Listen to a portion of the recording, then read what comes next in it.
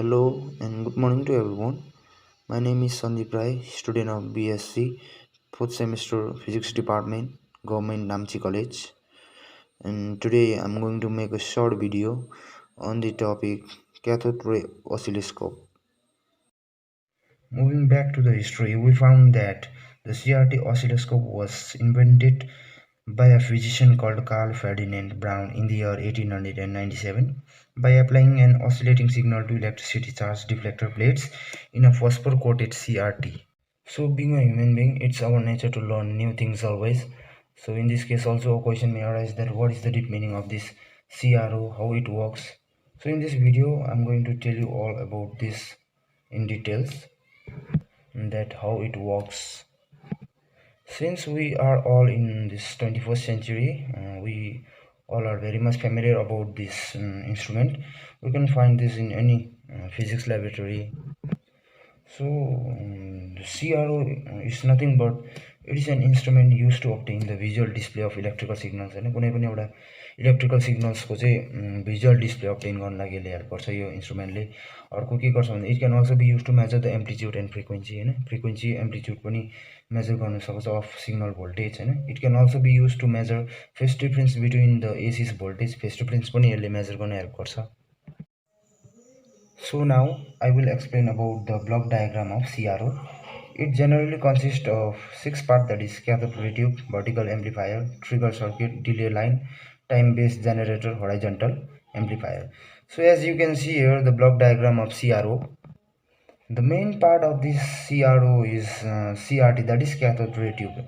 It is the heart of CRO, as I have already told that the main part is CRT also, so it is also called the heart of CRO. It consists of highly accumulated glass tube which is narrow at one end and wider at the other end. के हुन्छ भने एउटा एन्डमा narrow छ भने अर्को एन्डमा चाहिँ wider छ, जस्तै यहाँनिर फिगरमा देखिरहेको छ हैन.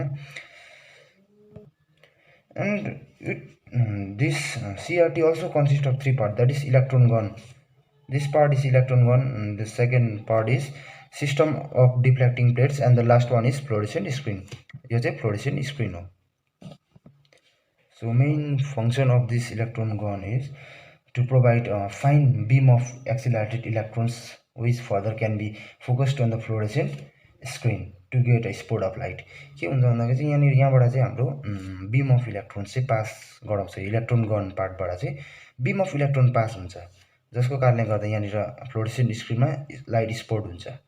जस्तै अब second one system of deflecting प्लेट्सको फंक्सन के छ भन्दाखेरि चाहिँ it generally consists of 2 parallel plates. जस्तै parallel plates छ यहाँ दुईटामा. It consists of set of parallel plates, metal plates.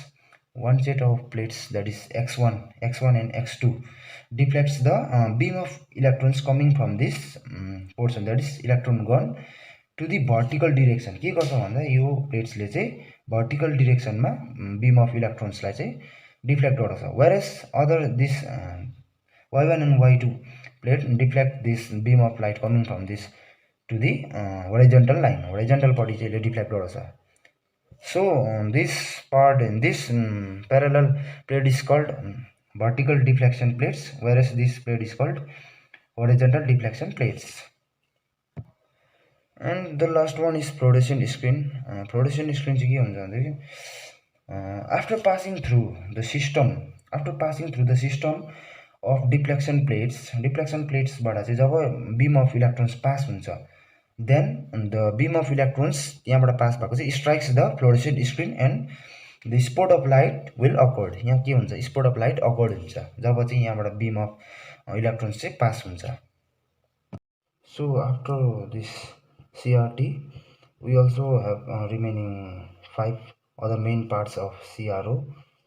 So that is vertical amplifier, trigger circuit, delay line, time-based generator, and the last one horizontal amplifier.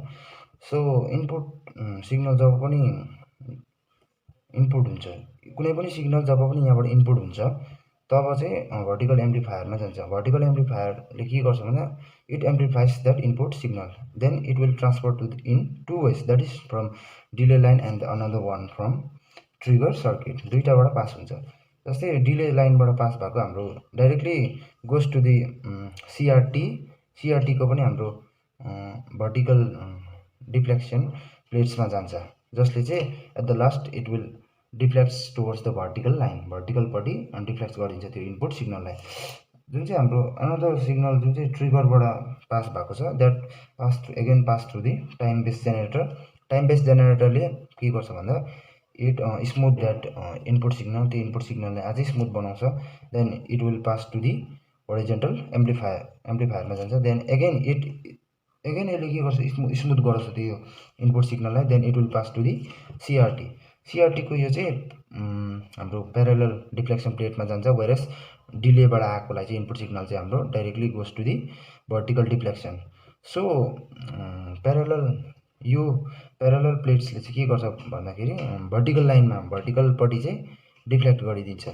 So at the end we can get the spot of light in the fluorescent screen. Easily हामीले fluorescent स्क्रिनमा चाहिँ spot of light चाहिँ find गर्न सक्छ। So moving on to the next, that is working of CRO.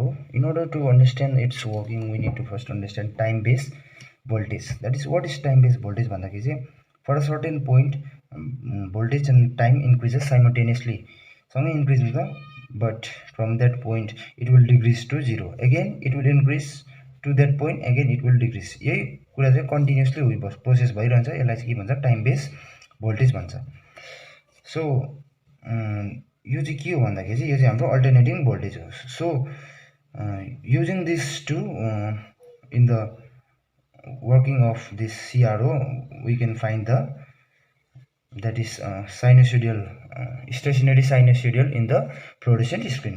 हाम्रो main यसको working motive चाहिँ के हो भन्दाखेरि चाहिँ हामीले साइनोसोडियल पाउनु पर्यो वेभ, जस्तै हामीले यसमा चाहिँ साइनोसोडियल वेभ फ्रन्ट चाहिँ पाउनु पर्यो, स्टेसनरी साइनोसोडियल वेभ फ्रन्ट चाहिँ एट द फ्लोरेसेन्ट स्क्रिनमा चाहिँ हामीले एट द एन्ड पाउनुपर्छ। So if time base voltage is applied to this horizontal deflection plate and the alternating voltage is applied to this vertical deflection plate, के पाउँछ भन्दाखेरि चाहिँ we will find the both horizontal and the vertical displacement in the visible spot of light in the fluorescent screen। के पाउँछ भन्दा fluorescent screen मा चाहिँ हामीले both vertical and horizontal displacement भएको visible spot of light चाहिँ हामीले we can get in the fluorescent screen। So at the last के छ भन्दा in order to get the stationary wave front in the fluorescent screen requirement चाहिँ के छ भन्दाखेरि चाहिँ frequency of input signal and the time base voltage जुन चाहिँ हामीले युज गरेको छ दुईटा, that should be equal, frequency should be equal। if frequency चाहिँ equal छैन भने चाहिँ we cannot get the stationary wave front, so त्यो हाम्रो रिजल्टसँग मिल्दैन। सो हामीलाई चाहिँ स्टेसनरी नै हामीलाई वेभ फ्रन्ट नै चाहिन्छ। This CRO has both advantages and disadvantages.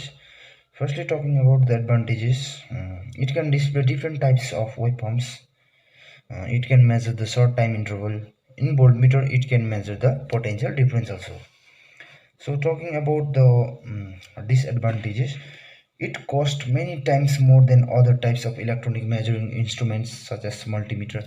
जति पनि इलेक्ट्रोनिक मेजरिङ इन्स्ट्रुमेन्टहरु छ अरु जस्तै मल्टिमिटरहरु भयो, यिनीहरुको भन्दा चाहिँ यो CRO को चाहिँ एकदमै कस्टली हुन्छ, एकदमै बेसी पैसा लाग्छ। त्यही भएको कारणले गर्दा यसको एउटा डिसएडभान्टेज छ।